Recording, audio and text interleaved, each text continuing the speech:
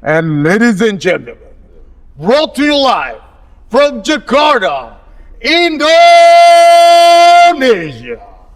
this is Fix Mantap! Karena memang ring announcer itu di Indonesia itu sangat awam, nggak banyak orang yang tahu ring announcer itu apa. Intinya gini, Arif itu ring announcer termahal di Indonesia. Asik! It's gonna be very hard untuk people masuk ke ring announcer kalau dia nggak passion dengan combat sportnya sendiri. To be in the combat sport, you have to love combat sport. Itu penting banget buat naikin adrenalin sebelum fight. Oke, para petarung ini.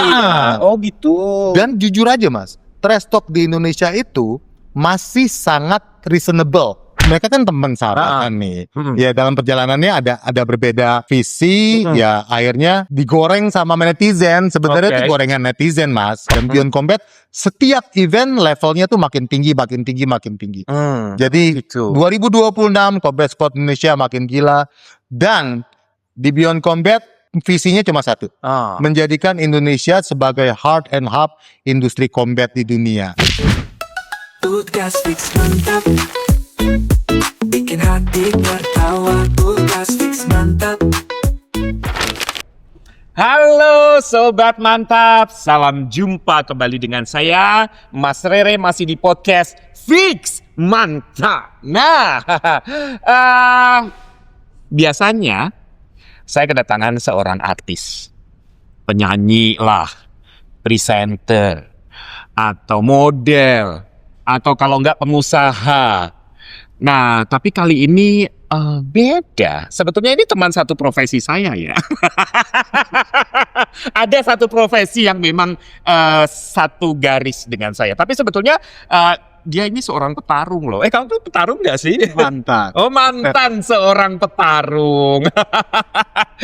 Nah tapi selain petarung, kemudian coach untuk Muay Thai, boxing, MMA. MMA enggak. Oh MMA enggak. Oke. Jadi boxing dan Muay Thai. Oke. Gahar ya. Tapi yang ingin saya kulik hari ini bukan masalah itu ya, tapi satu buah profesi yang ini unik, yang lain dari yang lain ya, masih segaris dengan profesi saya tapi pasti berbeda. Nah, siapakah dia? Silakan diperkenalkan, Mas. Halo semuanya, saya Arif Firmansyah dan saya sebagai ring announcer combat sport. Wow, gak kuku, Oke. Namanya apa? Ring announcer ya. Kalau kita kan sebagai MC, kalau kamu sebagai ring announcer. Aku open dulu dong. Oh oke, coba dong. Kalau misalkan ini demo dulu ya. Kalau tadi kan gue bilang halo, sahabat mantap, salam jumpa dengan Fix Mantap gitu ya. Coba dong kalau ring announcer ya. Ring announcer ya. Ya, ini ring announcer versinya seperti apa? Kamera situ ya. Ini kameranya. Oke. And ladies and gentlemen, brought to you live from Jakarta, Indonesia, this is Fix Mantap! Baiklah. Lu tahu nggak sih adrenalin gue langsung naik loh. Padahal gue ini gejala tifus loh. Gue gejala tifus, gue datang ke sini lemes tadi. Tapi begitu ada lu, gue kenceng. Itu baru announcernya ya.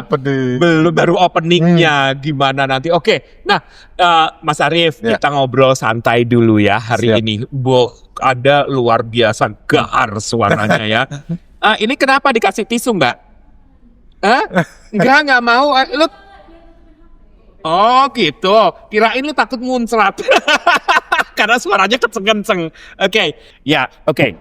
Mas Arif, suara kamu tuh luar biasa menggelegar. Nah, base-nya memang suaranya seperti itu atau sejak kamu terjun ke dunia ring announcer ini?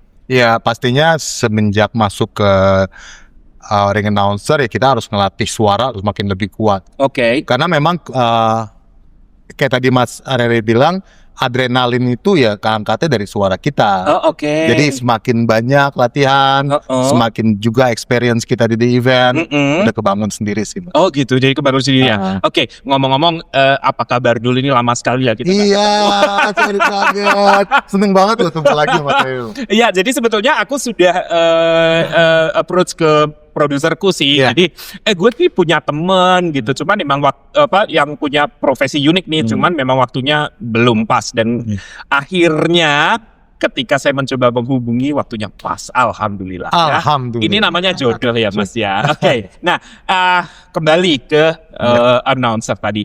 Awal dari kalau saya tahu Mas Arif ini adalah seorang coach ya, kemudian seorang mantan petarung yang akhirnya juga punya dia punya ini ya Sasana ya atau klub ya.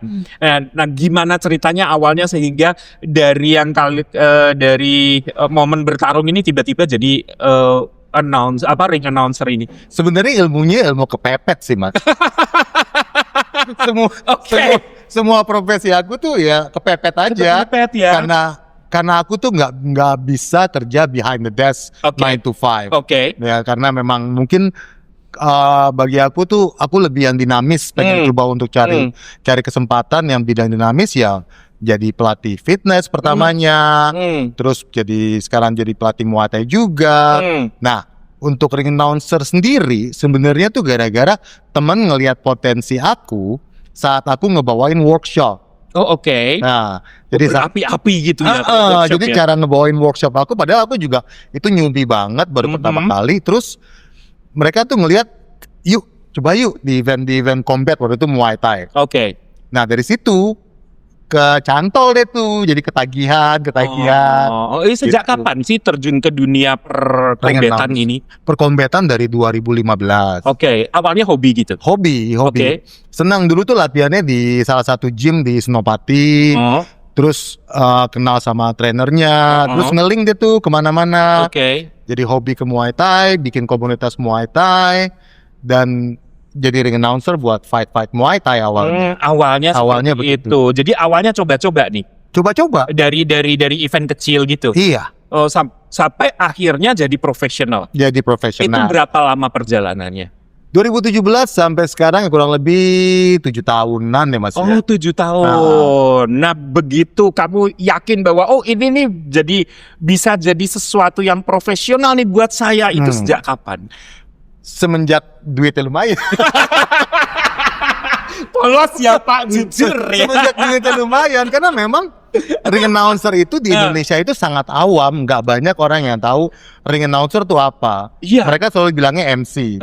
Padahal kan seperti Mas Ril tahu itu dua bidang seni yang berbeda. Beda. Jadinya cara membawakannya juga beda. Materinya juga beda. Materinya, karakternya. Iya. Nah, yang pastinya semenjak duitnya beneran, aku lebih nekunin otomatis. Oh gitu. Apalagi sekarang ya, rame ya. Sekarang alhamdulillah. Boleh tahu nggak sih sekali announcer itu berapa sih digitnya? Aduh. Intinya gini, Arif itu ring announcer termahal di Indonesia. Asik. Sorry ya. Nah, ngomong-ngomong ada berapa banyak sih? Karena kan dunia, jadi setahu gue nih beberapa tahun yang lalu itu dunia tarung di Indonesia itu ya, itu pernah enggak, jadi dulu ada di acara TV apa tuh dulu Mas, yang dulu tuh ada tarung bukan tarung, apa namanya ya, sabuk emas. Oh ya, di SCTI kalau nggak salah. Ya, itu tahun berapa itu kan? Oh itu lama. Nah, aku belum masuk tuh kayaknya situ tuh. Itu belum masuk. Nah, habis itu kan hilang tuh. Nah, zaman itu kan udah ada seleb yang tanding kan. Sudah. Nah, baru-baru sekarang nih sejak ada klub itu, jadinya ada lagi nih dan rame. So, jobnya jadi rame ya? Iya. Iya. Bulan ini aja aku pegang 3 event. Wih, besar semua ya? Satu paling besar, 2 menengah, 2 yang lebih kecil. Oke. Nah, saya mau tanya-tanya dulu tuh di bio kamu, kamu kan tertulis Muay Thai Promotion since 2017 gitu. Ya. Itu maksudnya apa sih? Jadi sebenarnya gini, it's gonna be very hard untuk people masuk ke ring announcer kalau dia nggak passion dengan combat sportnya sendiri. Nah, jadi aku biasanya memang passionate banget sama combat sport, makanya aku bikin ya komunitas, bikin camp, Oh, oke. dan akhirnya bikin promotion. Promotion itu adalah bidang yang membuat event-event combat. Terus lagi aku bikin federasi. Oke. Federasi itu yang menaungi secara badan hukum promotion itu. Dan sekarang masuk ke ring announcer. Jadi memang Mas Rere, to be in the combat sport, you have to love combat sport. Gitu ya. Jadi kita kerjanya tuh fun. Oh, bener-bener menyatu Iya, ya. iya. Oh, sama kayak gue ketika gue nge-MC konser, wah itu menyatu. Karena Iya. gue emang suka musik gitu ya. Iya. Oh gitu ya. Iya. Jadi kalau lu nggak suka olahraga, kayaknya lu nggak bakalan bisa masuk ke situ. Market akan cium bedanya. Oh, aromanya Aromanya beda. ya. Oh, oke. Itu. Oh, itu. Sehingga nah, itu awal kamu mulai benar-benar tekun di profesional tuh sejak kapan? Kurang lebih 3 tahun inilah. 3 Yang tahun ini benar-benar yang benar-benar. profesional. Udah pasang tarif ya, Mas? Udah. Oh, gitu. Dan ada ridernya sekarang. Kemarin-kemarin belum ya? Kemarin-kemarin terserah lu deh. Oh gitu. Kalau sekarang udah ada riders. Udah ada ridersnya. Berapa banyak sih ring announcer Enggak. di Indonesia ini? Nggak banyak mas, itulah masalahnya. Ayo makanya teman-teman yang mau coba untuk jadi ring announcer sekarang waktunya, karena emang nggak banyak. Oh gitu. Banyak MC Heeh. untuk coba masuk ke combat sport. Tapi seperti yang tadi aku bilang, taste-nya beda. Kalau menurut aku ya, nggak ada. jiwanya beda. Oh. Karena kayak announcing gini loh. Setiap fighter yang fight itu, mereka kan melakukan banyak pengorbanan untuk bisa kasih kita tuh fight yang terbaik. Nah iya. The thing that they deserve adalah announce, kalau kita bilang tuh walk in saat kita panggil ke atas ring. Oke, itu walk in. Itu ngaruh banget sama mental dia, Mas. Gitu loh. Jadi kalau aku selalu kasih yang terbaik, kayak misalnya nih, ada salah satu fighter terbaik di Malaysia. Oke. Itu secara personal minta aku bawain dia nanti hari Sabtu besok. Oh gitu. Iya. Itu yang bayar siapa kalau dia request gitu? Oh, promotor. Oh promotor. Cuman Promotor. dia request bisa ya? Iya, dia request oke. aku yang bawain. Karena Oke. menurut dia, saat aku yang panggil namanya dia, itu dia sampai merinding dan dia pengen banget adrenalinnya jadi makin naik. Oh langsung pengen gebukin lawang gitu. Iya, jadi PD-nya nambah. Gitu. Oh gitu ya? Iya. Sampai sepengaruhnya Sampai segitu. segitu. Oh oke. Nah,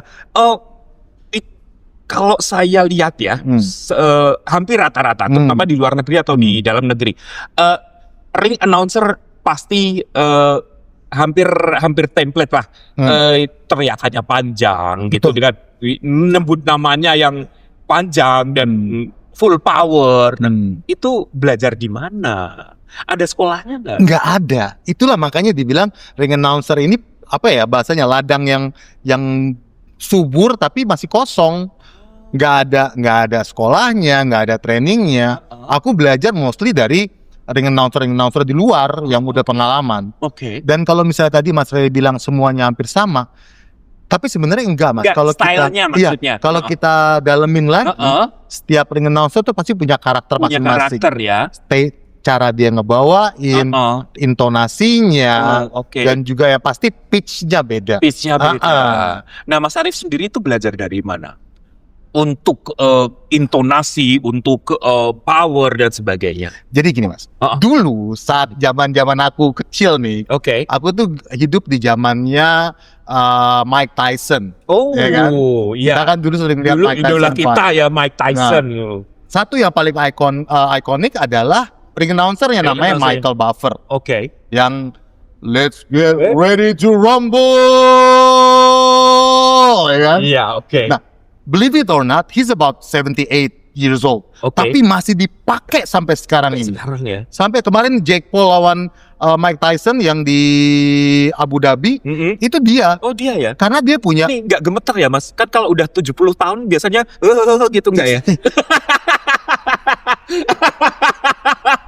dan trennya profesi kayak kita nih MC ring announcer semakin tua semakin mateng, Gitu loh. Penguasaan panggungnya, confident-nya, confident, auranya. ya lebih Gitu loh. lebih berwibawa. Gitu. Iya. Oh oke. Itu. Dari situ kamu Aku belajar. suka Michael Buffer. Oke. Terus sekarang ini yang now ini yang lagi ngetren namanya Bruce Buffer, adiknya sendiri. Oh oke. Karakternya beda banget, Mas. Beda ya. Beda banget. Dia tuh yang lebih yang representing. Oh Gitu. oke.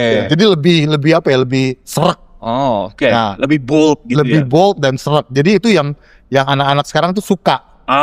Tapi aku kebentuk sendiri tuh kombinasi antara Michael dan Bruce Buffer. Oh gitu, kamu memang mengembangkan sendiri Iya. untuk dirimu. Nah, ada pernah belajar khusus nggak? Enggak, belajarnya sama Mas Eri kan. Oh, itu buat saya.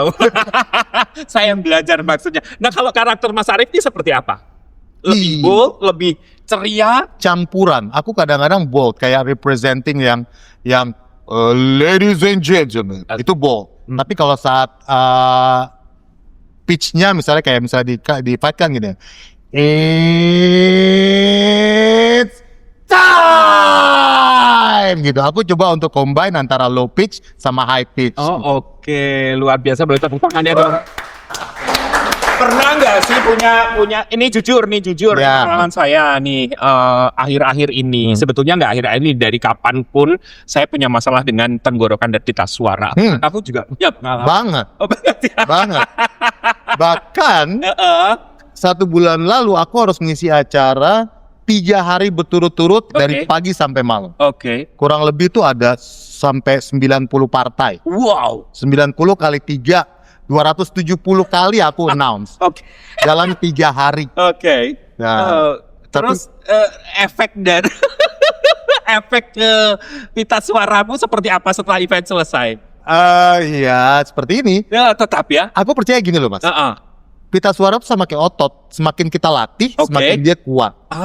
Dan robekan-robekan di pita suara itu malah bikin kita semakin seksi kedengeran. Oh gitu. Iya nggak? Oh Iya nggak benar sih? ya, Iya benar. nggak? Jadi makin serak gimana Iya. gitu ya. Oh oke. Tapi pernah merasa sakit atau apa? Karena banyak Sakit. sekali kan. Sakit juga ya.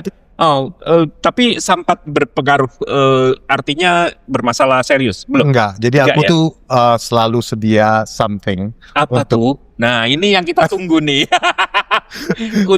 Jadi yang pertama kunyit itu kan buat maintenance ya. Oke. Tapi kalau buat di event sendiri, aku selalu bawa VCO Mas. Oh VCO. Ah. VCO tuh bagus ya. Paling enggak gini, saat pita suara kita kering, itu kita ada something yang menghydrate face. Oh oke. Karena minuman nggak akan ngaruh, ya kan? Oh iya. Langsung hydrate tuh. Aku biasanya kumur-kumur, langsung aku telan pelan-pelan Oke. biar pita suaranya nggak kering, nggak sakit. Oke, itu salah satunya. Oke. Yang keduanya yang secara pakai obat. Ada obat yang dijual bebas, umum dan sangat murah, tapi itu impact banget buat aku. Apa itu? Nama. Yang untuk pita suara ya? Buat radang sih Oh sebenarnya. buat radang. Dia tuh buat radang semua. Oh oke, yang bisa dihisap juga bisa kan itu? Itu lain lagi. Oh itu lain lagi ya? Beda lagi ya? Oh beda lagi. Beda lagi. Oh Itu- jadi itu fungsinya hanya untuk mengatasi radang. Ngatasi radang. Apa aja, nggak harus pita suara. Oh gitu, itu penting sekali untuk itu. Ya? Bagi aku itu works banget. Oh oke. Nah selama karir kamu sebagai announcer, ada nggak sih pengalaman yang mungkin bikin kamu nggak asik gitu, atau mungkin malah asik banget gitu? Ada nggak? Jadi sebenarnya gini, kalau bagi aku dan aku yakin semua profesi yang di talent seperti kita ini, it's not about how we present the event, tapi how the event want to be on the eye of the owner. Oh, oke. Ya kan, ya? Ya. Jadi gimana pun kita ngebawain, kita harus bisa ngebawain visi dari kalau di combat itu promotornya. Promotornya. Ya kan? Oke. Nah kadang-kadang ada saat dimana aku nggak bisa mendeliver event itu seperti visi promotornya. Oke. Nah itu kan bisa jadi evaluasi juga buat aku tak belajar. Pernah dapat komplain kayak gitu? Pernah. Oh ya, kenapa? Karena menurut promotornya itu aku nggak deliver. Oke. Dan to be honest, I respect that. Karena aku butuh masukan-masukan seperti itu. Oh, kalau selama ini terima-terima aja. Oke. Dan kadang-kadang kita tuh kalau semakin kita udah lebih banyak jam terbangnya, kadang-kadang kita nggak mau nerima masukan. Karena menurut kita kan, wah kita selama ini fine-fine aja, kita baik-baik aja. Padahal disitulah orang makin lebih detail ngelihat kita gitu. Gitu ya. Oh, oke. Nah, itu pengalaman yang menyenangkan. Kalau pengalaman yang menurut Mas Arif membawakan sesuatu yang itu spesial itu saat membawakan acara apa? Sebenarnya event Beyond Combat Showbiz itu yang paling besar di Asia, Mas. Oke. Alhamdulillahnya aku dipercaya untuk membawakan dari awal sampai sekarang. Aku udah pegang 9 event mereka dari 2,5 tahun yang lalu. Wow. Iya. Oke. Dan kemarin Beyond Combat 5 itu viewers di YouTube-nya itu 27 juta. Wow. Iya, di Luar biasa. 3 hari pertama. Terus pay-per-view-nya lebih dari 653.000, itu pay-per-view terbesar se-Asia. Jadi itulah event yang paling besar yang aku pernah. Apakah itu event paling berkesan yang pernah kamu bawakan atau ada event-event lain yang paling membuat kamu berkesan? Kalau dari sisi kesan, iya. Karena aku disaksikan oleh 5.000 orang yang ada di Tenis Indo Senayan. Oke. Dan aku bisa ngeliat tuh adrenalin mereka teriak saat aku bilang ladies and gentlemen, let's go. Gitu ya. Gitu. Itu excitement yang nggak bisa dibayar sama uang apapun sih. Gitu ya. Iya. Nah, kalau di profil kamu di IG itu kan kamu jadi announcer di Beyond ya? Iya. Atau di promosi beberapa. Ya. Memang kamu berada di di naungan Beyond atau gimana? So far sampai saat ini aku prioritaskan Beyond. Oke. Karena aku tahu Beyond ini akan menjadi sangat besar dalam waktu 1-2 tahun ke depan. Oh gitu. Dan ini Beyond itu bagi aku tuh bukan cuma profesi Mas, tapi lebih ke yang learning process. Karena mereka sangat spektakuler. Mereka ngeran eventnya itu sangat profesional, detail, dan juga banyak banget aku dapat masukan dan insight yang out of the box dari teman-teman tim Beyond. Jadi bagi aku tuh Beyond itu udah kayak rumah buat aku untuk bisa berkembang, belajar, dan juga lebih dapat exposure yang pastinya. Oke. Nah, Mas Arief, kalau sekarang ini kan lagi marak banget nih fighter di Indonesia ya.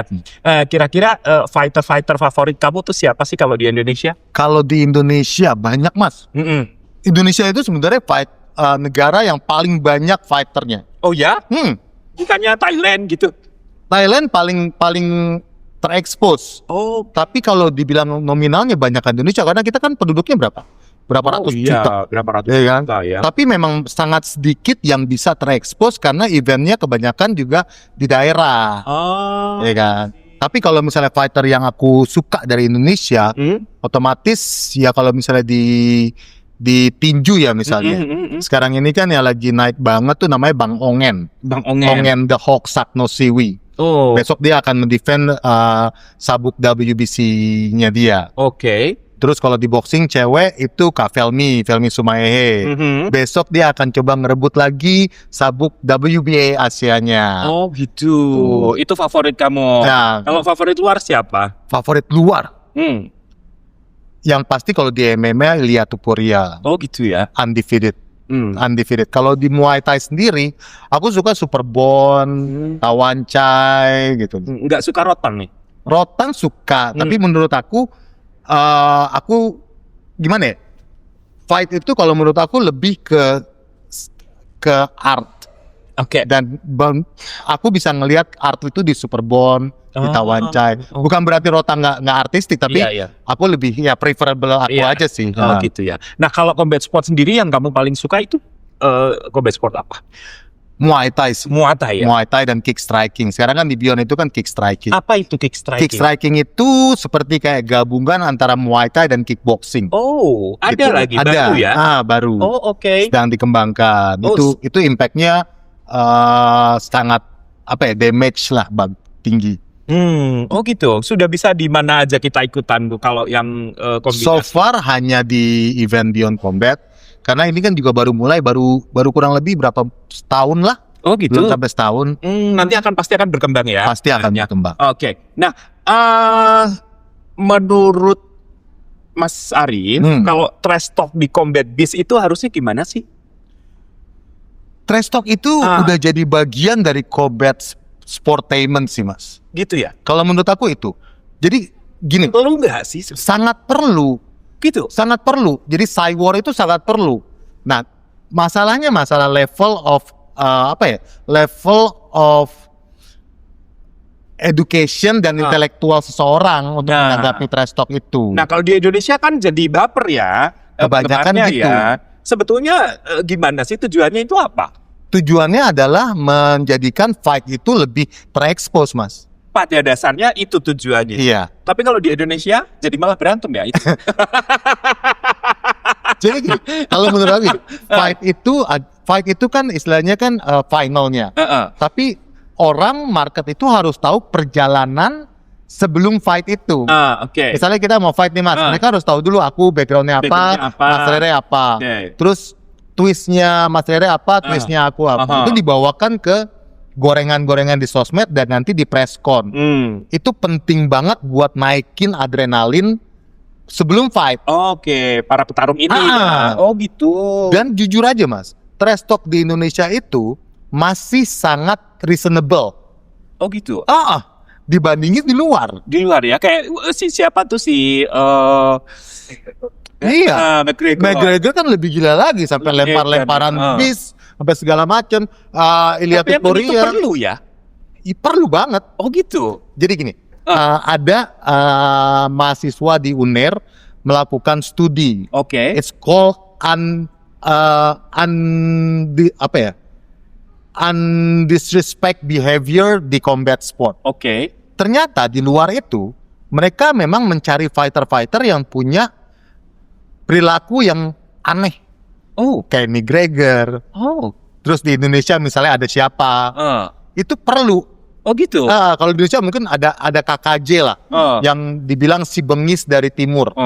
Dia itu memang gayanya songong, tengil, ngomongnya juga nyelekit. Tapi memang itu branding buat marketing dia, gitu. Oh gitu. Kalau misalnya semuanya baik-baik aja, bilangnya kalau di fight, ya saya respect, kita lihat aja nanti orang nggak akan dia mau nonton, Mas. Oke. Sekarang Jadi itu salah satu teknik marketing juga banget, ya? banget. Oh gitu ya. Oh tapi kesannya jadi malah liar itu tidak mengurangi image baiknya si petarung ini enggak ya?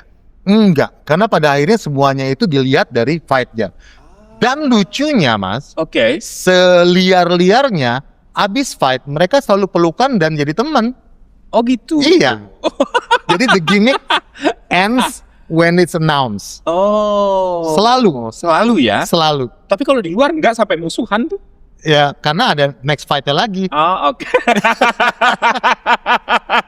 Jadi dibikin tuh series gitu. Oh, oke. Jadi ada seriesnya Iya. ya. Oh, I see. Jadi memang itu diperlukan sekali terutama untuk daya tarik ke permainan itu ya, pertunjukan itu ya. Iya. Oh, oke. Nah, kalau di combat sport apa ada model heel dan face semacam WWE gitu gak sih? Gimana? Heel and face. Oh, good guy, bad guy gitu. Selalu ada. Di combat selalu ada ya. Selalu ada. Oh, oke. Dan itu kadang-kadang terbentuk sendiri aja, Mas. Oh, I see. Tergantung mental sih. Mana yang lebih agresif, mana yang less agresif. Oh, itu jadi bukan petarungnya yang ngebentuk image itu, tapi nanti akan situasi yang akan membangun. Kalau di Indonesia iya, tapi kalau di luar dibentuk. Oh, I see. Ada timnya sendiri yang mengorganize itu. Bahkan sampai potongan rambut, cara dia pakaian itu diatur semua. Diatur semua. Kalau di Indonesia belum ya? Belum. Padahal udah sama-sama profesional ya? Ya betul. Tapi pengalaman kita adalah ini dia nih, sebenarnya tugas kita adalah ngelatih atlet-atlet Indonesia untuk aware. Kalau sekarang ini combat sport ataupun any other sport, kita nggak bisa cuma fokus ke sportnya. Harus fokus juga ke branding, grooming, communication, yang akhirnya fighter itu bisa punya branding power, selling power. Gitu. Oh, I see. Nah, Mas Arief, kan akhir-akhir nih celebrity fight itu marak ya. Ya, betul. Di Indonesia terutama. Kalau di luar mungkin sudah banyak ya. Sudah.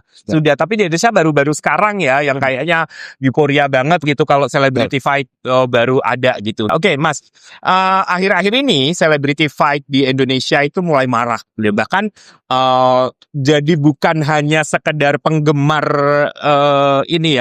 penggemar penonton petinju atau penonton fight aja, tapi sudah yang semacam menyaksikan sebuah pertunjukan hiburan gitu. Nah, itu sebetulnya berawal dari kapan sih? Kalau di luar negeri kan memang sudah lama sekali ya. Nah, kalau di Indonesia sendiri itu sejak kapan mulai muncul? Sebetulnya dari dulu dari dulu udah ada. Tapi terus hilang. Baru-baru sekarang. Iya. Nah, sebenarnya karena gini Mas, maaf saya potong.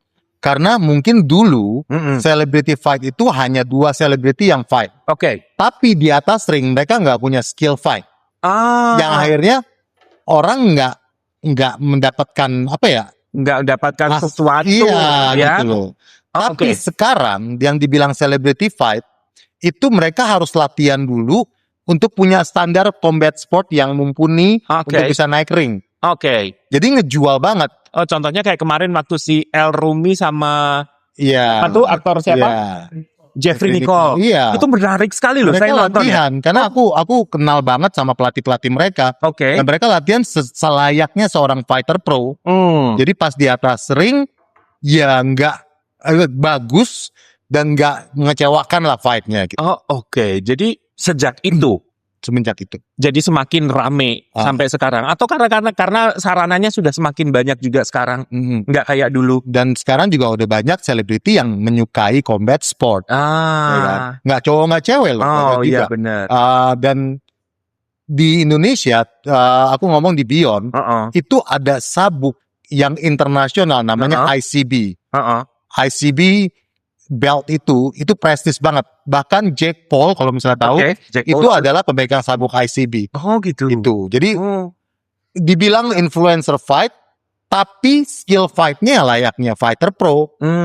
Jadi keren ditontonnya mas. Karena market kita tuh semakin lama semakin pintar, semakin haus yang bener-beneran, nggak cuma gimmick-gimmickan gitu.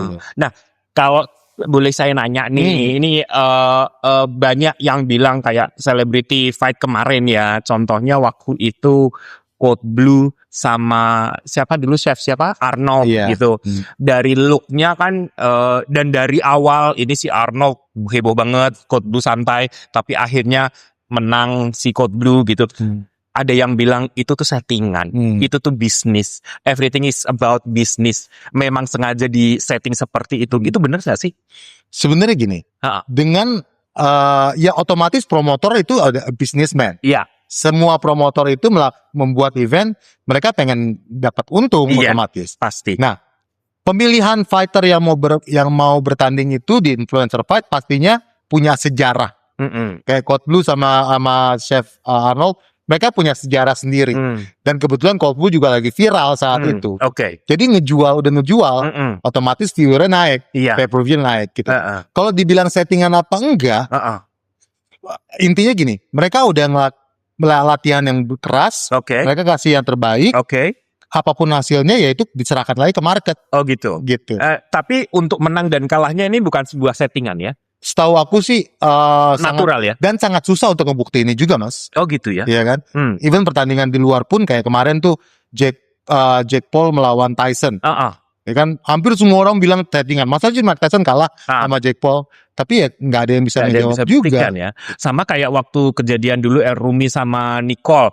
Kan kalau looknya Nicole, wah gitu kan. Kalau El Rumi biasa gitu. Dan orang semua menjagokan Jeffrey Nicole. Tapi ternyata justru malah Iya. Jeffrey kalah Iya. gitu. Nah, ada unsur kesengajaan bisnis nggak sih? Setahu aku sih enggak. Kalau enggak ya? karena aku tahu sendiri itu promotornya.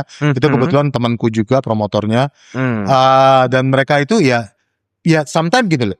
Orang yang kelihatan ready itu belum tentu bagus saat fight. Karena juga tergantung mood. Dan jangan lupa El Rumi itu punya jangkauan yang lebih jauh daripada Jeffrey Nicole. Jeffrey karena lebih tinggi ya. Oke. Gitu. Dan yang pastinya gini loh. Seorang fighter itu kan pasti harus agresif. Tapi agresivitas itu enggak melulu menjadi poin untuk menang. Karena mungkin juga dia agresif tapi pukulannya nggak ada yang masuk. Oke. Sedangkan lawannya mukul 1-2 tapi banyak yang masuk.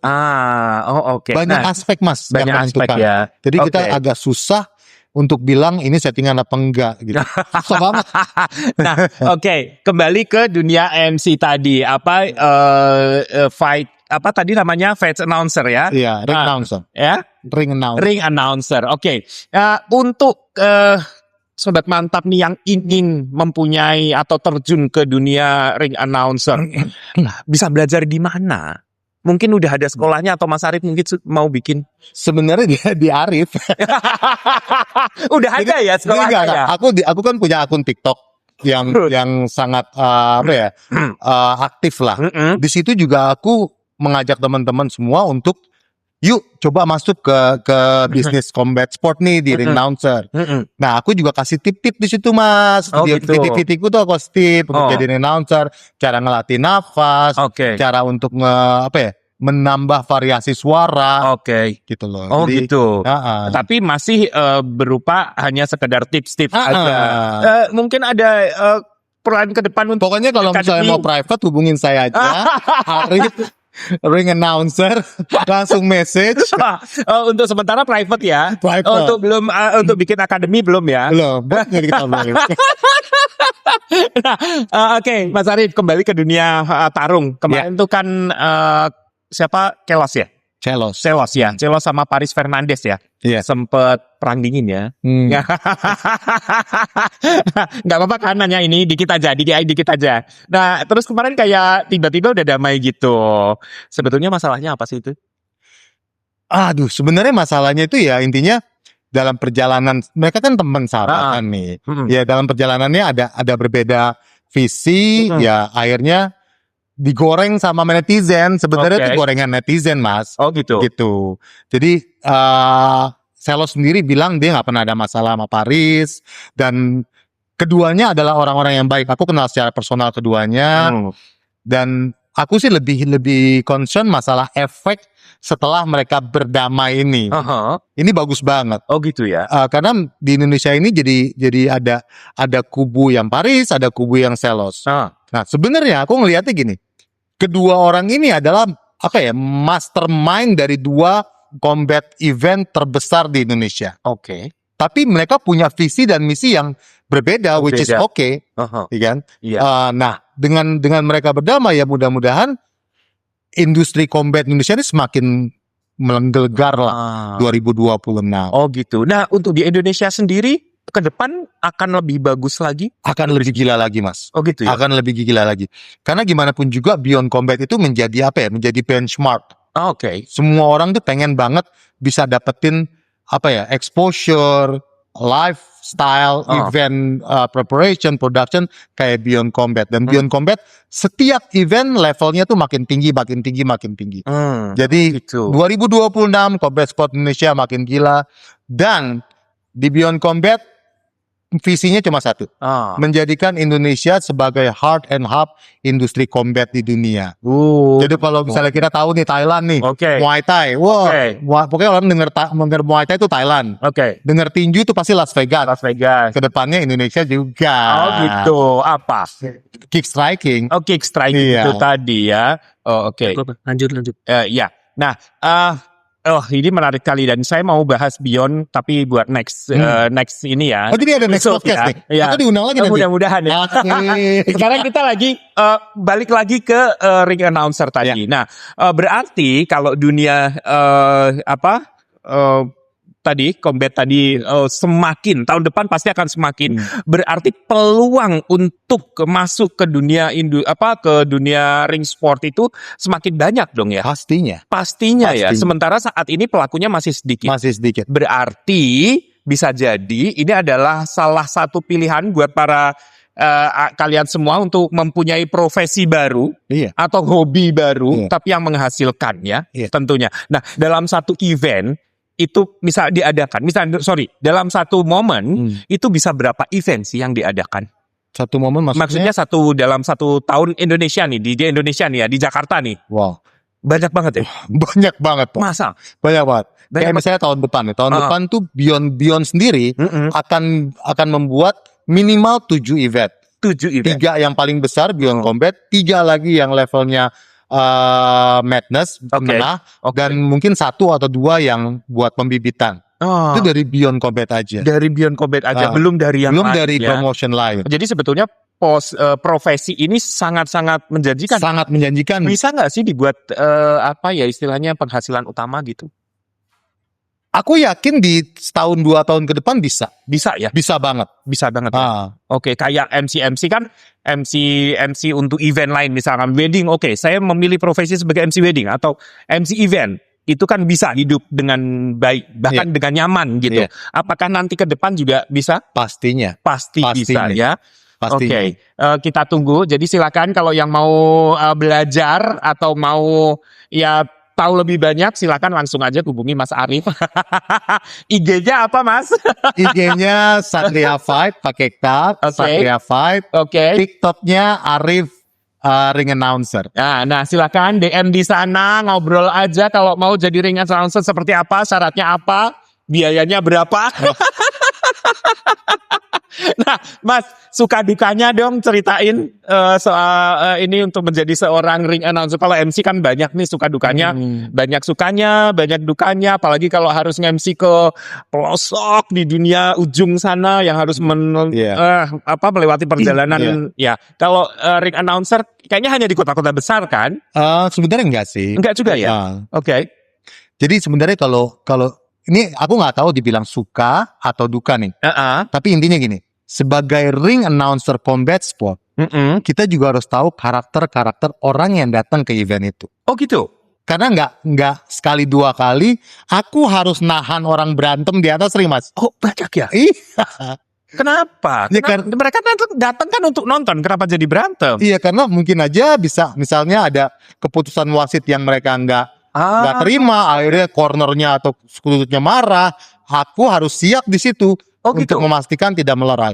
Itu sering banget terjadi, Mas. Caranya gimana? Kan kamu kan di voice over ya istilahnya. Dengan cara menenangkan itu tadi atau Enggak, mereka nggak akan dengar itu. Oh gitu. I have to be on the ring, Oke. kasih mereka. Nah, itulah makanya butuh banget authority sebagai ring announcer. Jadi katanya gini, ring announcer itu nggak cuma announce, tapi control the crowd. Oke. Gitu loh. Karena kalau misalnya kita cuma ngomong, ayo jangan berantem, ayo itu jangan, nggak akan didengar. Orang udah emosi di sana. Udah emosi banget. Oke. Ada beberapa event malah bangku terbang, meja terbang. Iya. Udah kayak McGregor ya. Terus bagaimana cara Mas Arif ngadepin kayak gitu? Iya. Sebenarnya gini, karena ya alhamdulillahnya aku di combat sport udah lumayan lama. Banyak yang menganggap aku tuh udah senior lah, Mas. Oke. Itu kan menimbulkan segan. Karena menurut aku respect itu lebih mahal daripada ditakuti. Iya benar. Nah, dengan aku ngomong ya alhamdulillah. Orang jadi cooling down. Sering banget, Mas. Oke. Dan itu terjadi nggak cuma sekali dua kali, bahkan kadang-kadang aku ini cerita kisah nyata nih ya. Oke. Jadi waktu itu Indonesia lawan Rusia. Lawan Rusia. Tinju nih. Oke. Indonesia lawan Rusia. Kita tahu karakter orang Rusia gimana, Mas? Yes. Iya kan? Iya kan? Mereka tinggi-tinggi, gede-gede, dan mereka tuh ya emang hidupnya perang. Iya, gula atau apalah. Nah, Indonesia juga nih. Indonesia kan didominasi sama orang timur ya kan? Nah, saat kejadian, tiba-tiba ada corner Indonesia nih teriak-teriak. Itulah. Bikin intimidasi ke Rusia. Oke. Aku tahu kalau aku diemin, kalau kejadian apa-apa, ini bisa membahayakan event, membahayakan venue, dan membahayakan saya juga. Oh gitu? Oke. Akhirnya saya dengan beranikan diri, saya datengin corner Indonesia, bilang, Bang, lo mau gimmick boleh, tapi jangan sampai ribut. Oke. Akhirnya di tengah marahnya dia, ternyata dia juga, iya bang, tenang aja bang, tenang aja bang. Gitu. Jadi peran si announcer nih nggak cuman sekedar voice over aja ya. Iya. Tapi harus penguasaan segalanya. Penguasaan panggung, penguasaan ring. Iya. Jadi ring itu punya aku, Mas. Oke. Ring itu punya ring announcer. Ring announcer itu yang punya authority siapa yang boleh masuk, siapa yang boleh keluar. Oke. Gitu loh. Dan kalau misalnya ada apa-apa di atas ring itu ring announcer. Makanya itu mungkin yang banyak bahkan even orang combat pun nggak ada yang tahu. Mereka berpikir ring announcer cuma udah ngomong selesai. Enggak, bro. Enggak. Kalau lo ngikutin combat di Indonesia, mereka itu harus jadi orang yang in charge ke ring. Tapi pada dasarnya sama sih, Mas. Jadi kalau misalkan saya nih sebagai MC event, orang nganggepnya dia kan MC ngomong doang. Padahal sebetulnya tanggung jawabnya nggak sekecil itu loh. Ya panggung ini punya saya. Bahkan orang yang bisa naik dan turun ini saya yang ngatur. Tapi orang nggak nge kan. Orang menggampangkan istilahnya. Di situ. Jadi berarti untuk yang bisa masuk ke ring announcer ini adalah orang-orang yang punya background itu juga dong, Mas. Enggak juga sih, Mas, tapi experience. Pengalaman. The more you do it, the more you know the market, the more you understand the market, the more you get more power. Oke. Makanya aku selalu percaya you have to love the game. Kalau you nggak love the game, Susah. Nggak Susah. menyatu. Dan juga kalau misalnya terjadi ribut di atas ring, pasti Kamu nggak ngerti. iya kan? Nggak tahu cara handle-nya. Iya. I see. Karena ya gimana pun juga ring itu venue itu aula adrenalin, Mas. Orang yang masuk ke situ pasti bawaannya mau iya kan? Itu udah dibawa kan? Gila ya. Iya, udah siap gue mau nonton fight nih. Nah, kita harus tahu gimana cara nyiramin adrenalinnya biar nggak terlalu. Oke. Luar biasa, boleh tepuk tangan dong. Bermanfaat sekali loh ngobrol kita sama Mas Arif hari ini. Nah, Mas, kalau boleh saya tanya nih, misalkan nih ada seorang petinju yang lagi mau menikah, terus meminta Mas Arif jadi MC-nya, mau nggak sih jadi Udah MC-nya? pernah. Oh, udah pernah. Terus gaya bawainnya Gak gimana? bisa, harus yang selamat datang para tamu kandungan. Oh, gitu. Kembali lagi ke setup MC. Terus adrenalin yang tadi nggak keluar. Enggak, kecuali ada momen-momen tertentu. Kirain pas keluar kirap dong gitu kan. Yo, kita sabun kayak gitu. Tapi jujur, mungkin aku bakalan kagok kali Mas kalau bawain MC kondangan. Gitu ya. Kondangan biasa nggak mungkin ya. Iya, agak sulit. Karena Tapi, bukan iniku kan ya. bukan apa ya namanya passionnya Iya. ya. Tapi ketika membawakan seorang petinju menikah, akhirnya lo bawain juga. Iya, pernah beberapa kali diminta. Oh gitu. Dan nada-nada tingginya itu juga keluar. Keluar saat Di saat apa? tertentu aja. Coba dong pengen denger. Kayak misalnya apa ya? Apa sih lempar bunga gitu Oke. kan? Lempar Wedding bunga crown kan. itu. Aku Oke. kumpulin deh tuh orang-orang. Ladies and gentlemen, please come to the main stage. It's gonna be the Power Phuket Coin. Udah kayak ring tinju juga ya. Iya. Malam pertamanya digituin seru juga. Nah, Mas, kamu kan kalau di Indonesia sudah dibilang sebagai ring announcer termahal, ya. Amin, ya. Amin. Ya, puji Tuhan. Oke, nah ada nggak sih keinginan untuk mengembangkan karir sampai di negara-negara tetangga atau bahkan internasional gitu? Sebenarnya aku sudah banyak banget tawaran dari Malaysia, dari Filipina. Tapi mungkin karena memang menurut aku aku pengen dalemin dulu market di Indonesia, Mas. Oke. Karena market Indonesia itu meresonansi ke mereka juga. Event-event di Indonesia itu menjadi kiblat buat teman-teman di Malaysia untuk bikin event. Oh gitu ya? Iya sih ya. Kalau boleh dibilang tuh ya 50% followerku itu dari Malaysia. Malaysia ya? Malaysia, Filipina. Oke. Oh gitu. Dan kebetulan juga waktu saat itu bentrok dengan event-eventku di sini. Oh, jadi nggak bisa. Tapi kesempatan ke sana akan terbuka terus ya. Akan terbuka terus. Dan akan tetap dihajar ya. Selama budgetnya masuk, Budget masuk dan riders rider ditentuin sampai aman. Dan aku nggak pernah milih-milih event, Mas. Oh gitu. Dalam arti aku akan nge-treat event kecil, event besar itu sama. Oh gitu. Oh oke. Karena bagi aku yang mereka lihat itu akunya. Oke. Gitu. Jadi aku harus profesional. Event kecil, aku akan treat mereka sama seperti event besar. Oh gitu. Ya, event terbesar yang pernah kamu bawakan Beyond Combat. Beyond Combat. Beyond. Kalau event terkecil yang pernah kamu bawakan saat kamu yang sekarang nih, itu event apa? Ada beberapa event di Bali, di Batam, ada event-event lokal. Oh gitu, event lokal ya. Di Bandung. Oh. Di Bandung tuh eventnya di Gor Saparua kalau tahu. Iya.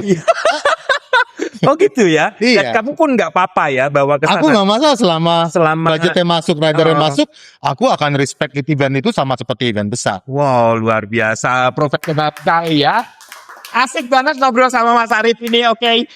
Mungkin ada tambahan pertanyaan-pertanyaan dari netizen di sana, oke. Apakah yang mana? Yang kuning, oh oke. Apakah perjalanan dari awal selalu mulus? Enggak dong. Enggak ya. Oke, kendala-kendalanya apa, Mas? Sebenarnya kendalanya lebih ke personal sih, Mas. Personal? Iya. Jadi sebenarnya kita itu fight bukan sama audience, Oke. kita fight sama diri sendiri. Oh. Ngerasa kita kurang, ngerasa Nggak kita pede, nggak tidak. cukup, nggak pede, nervous, itu yang aku breakdown. Oh gitu ya. Gitu. Pernah? Pernah, Mas. Pernah juga ngerasa tiba-tiba nggak pede gitu? Pernah. Saat kapan? Pernah ngelok malah ngomong. Kenapa? I don't know, it's just nervous I think. Oh, Makanya aku bilang, kalau dibilang kendala ya aku harus ngelawan diriku sendiri. Tapi pernah ya ngalamin hal itu? Pernah. Seprofesional kamu pernah juga ya? Pernah. Oke. Pernah. Pernah ada pengalaman yang tidak menyenangkan nggak saat kamu membawakan sebuah event? So far sih alhamdulillah semuanya masih bisa under control. Under control. Dan setiap aku ada masalah, aku selalu divert gitu. Aku harus Oke. puter atau mengalihkan supaya orang tuh nggak aware. Dan jujur aja, semua orang tuh nggak ada yang aware kalau aku salah. Oh gitu ya? Hanya orang-orang tertentu. kayak floor director tahu. Baru tahu Tapi kalau ya. kalau penonton tuh nggak ada yang tahu. Nggak ada yang tahu ya. Paling kita sendiri aja nih gue salah. Iya, gitu ya. iya. Oke. Oke. Luar biasa sekali ini ngobrol sama Mas Arif, menyenangkan sekali dan gara-gara ngobrol sama dia adrenalin saya jadi naik nih. Oke, Mas Arif, saya punya permainan. Oke. Ya, sebetulnya pengen ngobrol lebih banyak lagi, tapi kan durasi ya. Tapi nanti kita akan bahas di next episode ya. Masih mau datang ke sini kan? Mau dong.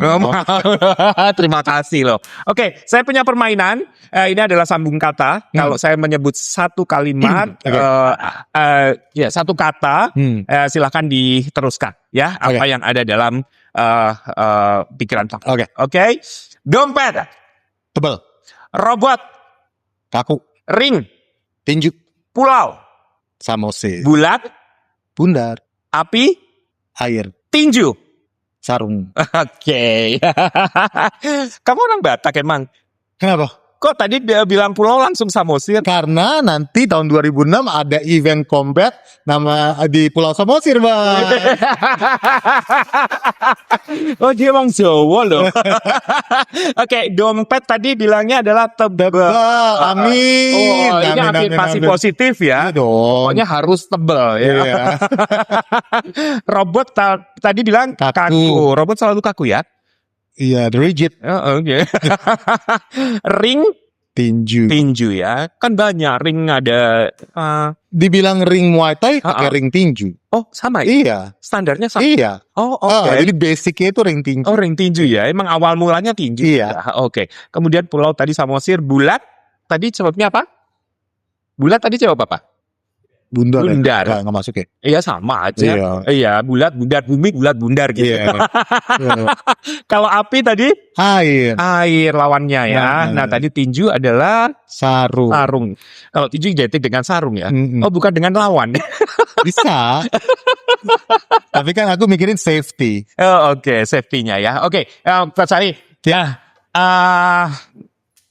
Sebelum kita berpisah, mungkin ada yang ingin disampaikan kepada penonton Fix Mantap, mungkin tentang tadi ring announcer atau mungkin tentang hal lain yang berhubungan dengan combat tadi.